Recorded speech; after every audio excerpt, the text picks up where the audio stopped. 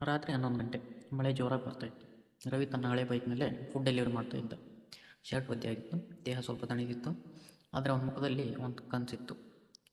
ಮುಂದೆ ತನ್ನ ಅಮ್ಮನ್ನ ಚೆನ್ನಾಗಿ ನೋಡ್ಕೋಬೇಕು ಅಂತ. ರವಿ ಬಡ ಹುಡುಗ ಆಗಿದ್ದ. ಚಿಕ್ಕ ಮನೆ, ಅನಾರೋಗ್ಯದ ಅಮ್ಮ, ಸಾಲದ ಒತ್ತಡ.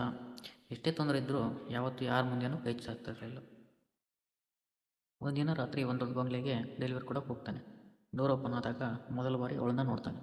ವೈಟ್ ಡ್ರೆಸ್, ಕಣ್ಣಲ್ಲಿ ಇನ್ನೋಸೆನ್ಸ್, ಮುಖದಲ್ಲಿ ಒಂದು ಸಣ್ಣ ನಗು. ಆ ಒಂದು ಕ್ಷಣ ರವಿ ತನ್ನನ್ನೇ ತಾನು ಮರಿತಾನೆ. ಅವಳ ಹೆಸರು ದಿಯಾ.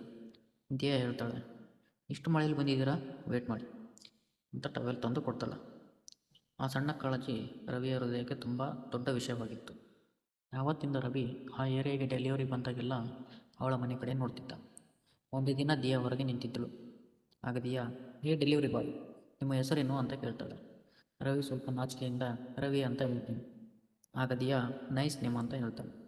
ಆ ಒಂದು ನೈಸ್ ನೇಮ್ ಅನ್ನೋ ಮಾತನ್ನೇ ರವಿ ಆ ರಾತ್ರಿ ಎಲ್ಲ ನೆನೆಸ್ಕೊತಾನೆ. ಹಾಗೆ ನಿಧಾನವಾಗಿ ಅವರ ಮಾತು ಶುರುವಾಗುತ್ತೆ. ರವಿ ತನ್ನ ಕಷ್ಟಗಳನ್ನು ಯಾವತ್ತೂ ಹೇಳ್ಕೊಳ್ಳೋದಿಲ್ಲ. ಆದರೆ ದಿಯಾಗೆ ಅವನ ಕಣ್ಣಲ್ಲಿನ ದುಃಖ ಅರ್ಥವಾಗ್ತಿತ್ತು.